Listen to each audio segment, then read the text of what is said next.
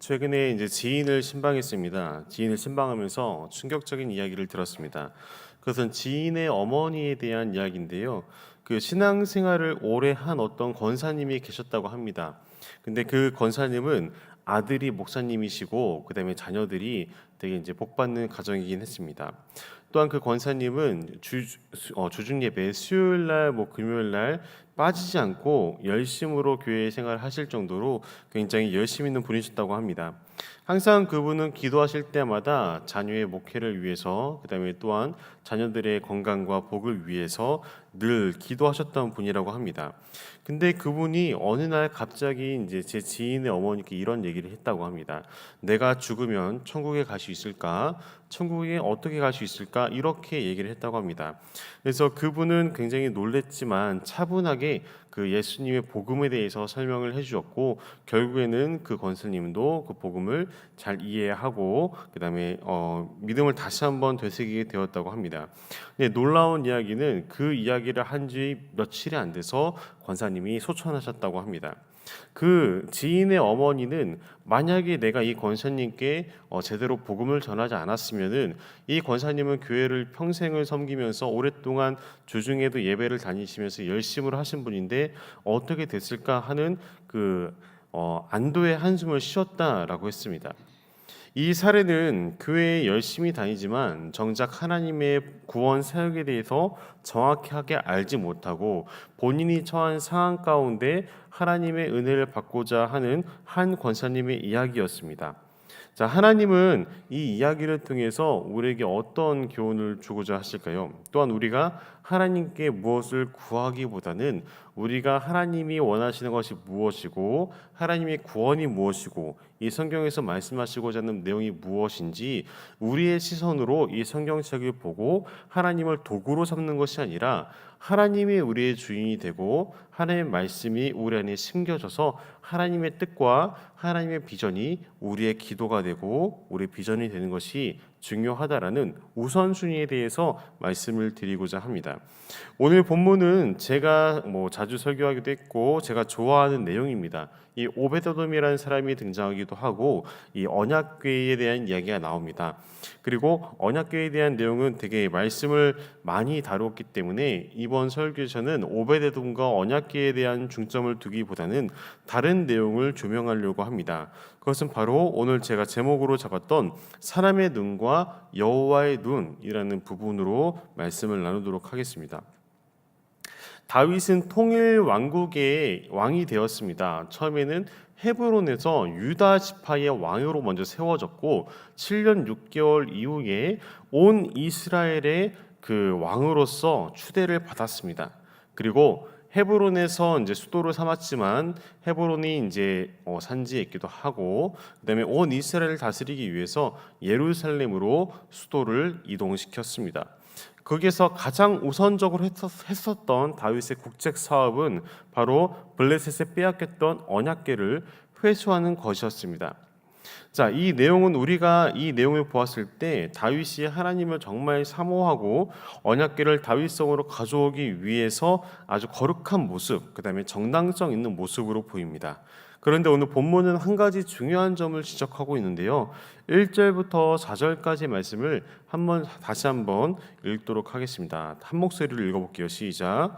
다윗이 천부장과 백부장 곧 모든 지휘관과 더불어 의논하고 다윗이 이스라엘의 온 회중에게 이르되 만일 너희가 좋게 여기고 또 우리의 하나님 여호와께로 말미암았으면 우리가 이스라엘 온 땅에 남아 있는 우리 형제와 또 초원이 딸린 성읍에 사는 제사장과 레위 사람에게 전령을 보내 그들을 우리에게로 모이게 하고 우리가 우리 하나님의 궤를 우리에게로 옮겨오자. 사울 때에는 우리가 궤 앞에서 묻지 아니하였느니라 하매 뭇 백성의 눈이 이 일을 좋게 여김으로 온 회중이 그대로 행하겠다 한지라. 아멘. 방금 읽었던 1절에서 4절 말씀에 많이 등장하는 단어가 있죠. 자, 우리라는 단어가 많이 등장합니다. 그리고 4절에 보면은 뭇 백성의 눈이라는 표현이 있습니다. 이 일을 좋게 여김으로 온 회중이 따른다라는 내용이 나와 있습니다. 다윗은 이 역대기에서도 기록하고 있는 이 언약궤를 옮기는 장면이 이 사무엘에도 그래도 그대로 적혀 있거든요. 이 사무엘에서는 이 다윗이 이스라엘에서 3만 명을 뽑았다고 합니다. 3천 명도 아니고 3만 명입니다. 자, 이스라엘의 중요한 사람들을 불러 모아가지고 이 언약궤 회수하는 이 사역에 동참하도록 했습니다. 자, 이렇게 3만 명이나 가면은 아래서부터 3만 명을 데리고 왔을까요? 위에서부터 3만 명을 데리고 왔을까요? 저는 위에서부터 3만 명이라고 생각합니다.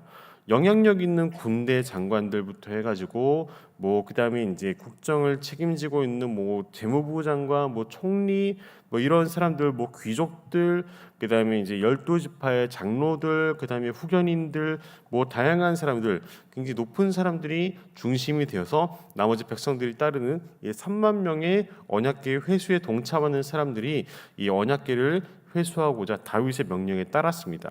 근데 중요한 부분은 다윗이 온 이스라엘 회중한테 이야기했을 때 너희가 좋게 여기고 또 우리 하나님께로부터 말미암았으면 너희가 좋게 여긴다. 언약궤를 가져오는 것을 너희가 좋게 여기면은 이라고 제안을 하는 것입니다. 자, 이렇게 다윗이 제안을 했을 때 4절 말씀에는 뭇 백성의 눈이 이 일을 좋게 여긴다라고 기록이 되어 있거든요. 자, 다윗이 뭇 백성의 이 눈에 이 일이 좋게 여긴다라는 것은 그 다윗이 언약궤를 회수하는 동기가 하나님으로부터 있습니까? 아니면 사람으로부터 있습니까? 이 역대상에는 분명하게 사람으로부터 일어나는 그 내용을 기록하고 있습니다. 자, 다윗이 언약궤를 회수하는 동기가 하나님으로부터 나오는 것이 아니라 사람에게 있다라는 부분입니다. 이것이 제가 오늘 말씀을 전하려는 핵심입니다. 다윗이 진심으로 하나님의 언약궤를 회수하고자 했었다면은 이 성경 말씀을 보았을 때 우리는 우선적으로 다윗이 이것을 고려해야 했다라는 것을 아마 잘 아실 것입니다. 무엇이냐면은 이 당시에 다윗에게 기름을 부었고 제사장의 역할을 했던 사람이 사무엘이었죠, 그렇죠? 자, 사무엘과 같은 그런 제사장들에게 이렇게 다윗이 이러한 일을 계획하고 있고 하나님의 뜻이 무엇인지 구하는 기도를 먼저 했어야 합니다. 그리고 레위인과 제사장들을 통해서 언약궤를 가져오기 위한 방법, 율법적인 방법이 무엇인지 물었어야 했습니다. 하지만 다윗은 누구나 들었을 때 언약궤를 다시 회수하는 것이 당연히 옳고 정책적으로도 좋고 그런 대중의 그런 정치적인 의도와 그 다음에 다윗의 왕권을 강화하기 위한 이 언약궤 회수 작전을 대중에게 설명하는 것이 우선되었다라는 부분입니다. 자, 백성의 눈에 좋게 여기다라는 그 히브리어가 있습니다. 뭐 브에 이네라는 히브리어인데요. 문자적으로는 모모의 눈에라는 뜻이면서 어떤 판단이나 평가의 기준으로 히브리인들은 눈을 사용했다고 합니다. 어떤 평가의 기준입니다. 판단이나. 자, 현대적으로 말하면은 이 언약궤를 가져오는 것이 보기에도 좋고 모두가 합리적이고 바람직하게 여겼다라는 것입니다. 자, 다윗의 의도는 겉으로 백성들의 지지를 받는 좋은 계획처럼 보이지만 하나님의 방식이 고려되지 않았죠. 그래서 어떠한 내용이 발생했냐면은 9절에서 11절까지 내용을 같이 읽어보도록 하겠습니다. 9절 시작. 기돈의 타작마당에 이르러서는 소들이 띠므로 우사가 손을 펴서 궤를 붙들었더니 우사가 손을 펴서 궤를 붙들므로 말미암아 여호와께서 진노하사 치심에 그가 거기 하나님 앞에서 죽으니라. 여호와께서 우사의 몸을 찢으셨으므로 다윗이 노하여 그곳을 베레스 우사라 부르니 그 이름이 오늘까지 이르니라. 아멘.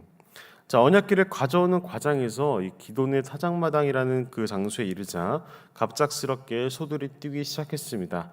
이 언약궤를 메고 오는 방법이 이방의 우상을 옮기는 그런 방법을 채용했고, 그 다음에 하나님께서는 그 오래 참고 인내하시다가 이 기돈의 타작마당에 이르자 이 소들을 날뛰게 하시고, 이 소들이 날뛰자 언약궤가 떨어지려고 했을 때 그 제사장의 첫째 아들인 우사가 언약궤를 보호하고자 손을 댔는데 결국에는 죽게 되었다라는 내용입니다. 자, 다윗이 백성들을 규합하고 정치적인 왕권 강화를 위해서 도구로서 언약궤 회수 작전을 펼쳤는지, 아니면 정말 하나님 눈에 보기 좋게 하나님의 뜻 가운데 언약궤를 가져오고자 했는지, 이 부분은 다윗이 인간적인 눈에 초점이 맞춰졌다라는 부분을 우사의 죽음을 통한 결과로서 나타나게 됩니다. 하나님께서는 다윗을 사랑하십니다. 그렇기 때문에 다윗을 많은 사람들이 보는 자리에서 실패하게 하셨습니다. 다윗은 하나님의 결과를 담담하게 받아들였습니다. 그곳을 베레스 우사라고 이름을 짓고 분명히 숨길 수도 있었던 그런 치욕적인 사건이기도 하지만 오히려 공공연하게 그곳에 자신의 실패를 기념하는 이름 지명을 지었습니다. 자, 백성의 눈에 좋게 여김을 받은 다윗은 언약궤를 가져오는 과정에서 성대하게 진행을 했었는데요. 7절 8절 말씀에는 다윗이 얼마나 성대하게 준비를 했는지 기록이 되어 있습니다. 7절 8절을 읽어보겠습니다. 시작. 하나님의 궤를 새 수레에 싣고 아비나답의 집에서 나오는데 우사와 아이오는 수레를 몰며 다윗과 이스라엘 온 무리는 하나님 앞에서 힘을 다하여 뛰놀며 노래하며 수금과 피파와 소고와 재금과 나팔로 연주하니라. 아멘. 다윗이 궤를 옮길 때 무엇을 준비했죠?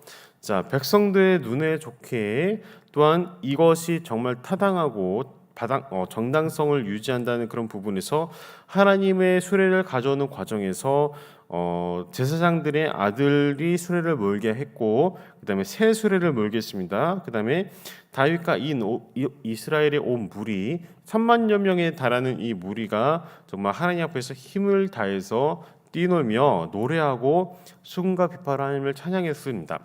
자, 이렇게 다윗은 그 언약궤 앞에서 뛰놀며 찬양하는 것을 이전부터 아마 기획하고 준비했을 것입니다.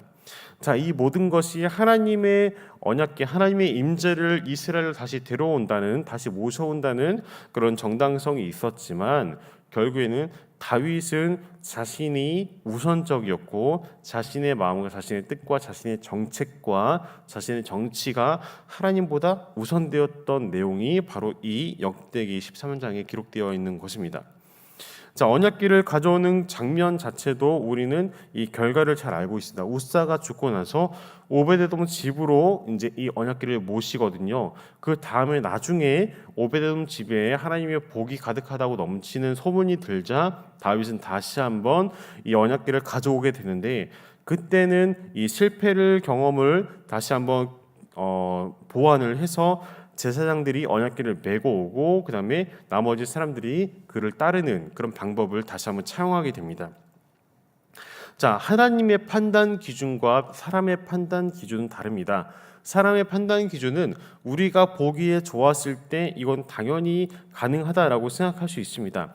교회 사역도 마찬가지입니다. 정말 교회 사역을 하다 보면은 지금쯤 이러한 사역이 굉장히 필요하고 이런 부분이 우리 공동체에 꼭 필요해, 아니면은 이런 부분을 하나님이 기뻐하실 거야라고 생각하는 부분으로서 다양한 사역들이 많이들 진행됩니다.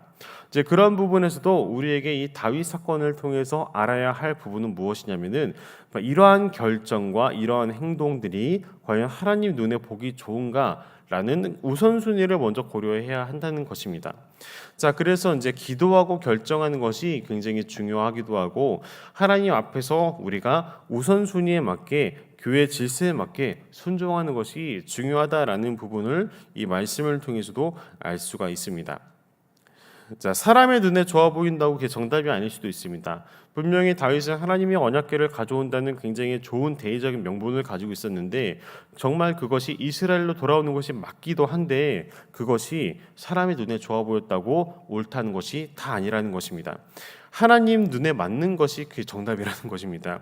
우리의 일상에서는 효율과 그다음에 개인적인 목표 달성, 그런 것들을 굉장히 중요하게 생각합니다. 그런데 이런 목표 달성과 효율과 성취를 위해서 열심히 달려가는 것 중요한데, 이 모든 일이 사람의 눈에 맞춰져 있는지 아니면 하나님의 눈에 맞춰져 있는지 하나님께서는 다 알고 계실 것입니다. 자, 결국에 이 사건을 통해서 다윗은 뼈저리는 실패를 경험했고요. 누군가에게는 엄청나게 큰 기회로 다가왔습니다. 바로 오베데돔에게는 큰 기회로서 다가왔는데요. 이 3만여 명의 이스라엘이 이 실패를 다 같이 경험하고 나서 이 언약궤를 어떻게 할까라고 고민을 했을 때 이 3만 명 중에서 리더십이 회의를 했을 것입니다. 그 중에서 오베데돔의 집에 이 언약궤를 잠시 보관하자라는 결론을 냈다는 것은 이 당시에 오베데돔은 보통 사람이 아니었음을 시사하고 있습니다. 이 오베데돔은 레위인이었습니다. 그리고 평소에 행실이 바르고 다양한 부분에서 준비된 사람이었기에 하나님의 언약궤를 맡는 이런 귀한 사역을 감당했습니다. 하나님은 잘 알다시피 오베데돔과 그 가정에게 큰 복을 허락하셨고 하나님의 큰 복을 받은 오베데돔은 하나님의 눈에 합한 자가 되었습니다. 이 사람의 눈을 고려한 다윗은 실패했고 하나님의 눈을 바라본 오베데돔은 성공을 경험했습니다. 자, 우리가 기도하는 방법과 우리가 기도하는 내용들이 하나님의 눈에 합당한지 아니면 사람의 눈에 합당한지 바라보았으면 좋겠습니다. 또한 우리가 기도하는 내용이 이 땅에서 관련된 나의 문제, 또한 나의 가정의 문제, 또한 여러 가지 하나님 복을 받는 문제 이런 거에 중점이 되어 있는지 아니면은 하나님 눈에 합당한 하나님의 나라의 확장과 우리가 외치고 있는 뭐 통일 한국, 복음 한국, 선교 한국 이런 부분에 하나님의 나라의 확장을 위한 기도인지 살펴보았으면 좋겠습니다. 처음에 제가 이제 사례로 말씀드렸던 어떤 한 권사님이 평생 동안 교회 열심히 다니면서 이제 주중에 예배에 나와서 자녀들을 위해서 기도했다라고 하지만 그 권사님의 삶 가운데서는 이웃을 위한 기도와 하나님의 나라를 위한 기도는 거의 적었다라고 합니다. 자, 우리의 기도의 방향의 중심은 나에게 맞춰져 있는 것이 아니라 하나님께 맞춰져 있어야 합니다. 그러기 위해서는 우리가 하나님의 눈을 달라고 우리는 기도해야 합니다. 우리는 흔히 기도할 때 하나님 오늘 하루 가운데 우리에게 복을 주시옵소서 이런 기도 할 수 있습니다. 하지만 이 기도보다 더 우선되어야 되는 기도는 하나님의 나라입니다. 하나님 오늘 나를 통해서 하나님의 나라를 회복시켜 주시옵소서. 하나님 주 예수 다시 오실 그때가 언제인지 알 수 없으나 오늘 깨어서 하나님의 자녀로서 거룩하게 살아가겠습니다. 이러한 결단의 고백과 오늘 하루도 하나님과 동행하며 예수 그리스도의 거룩한 자녀로서 하루를 살아가게 해달라는 이런 기도로서 오늘 하루를 시작했으면 좋겠습니다.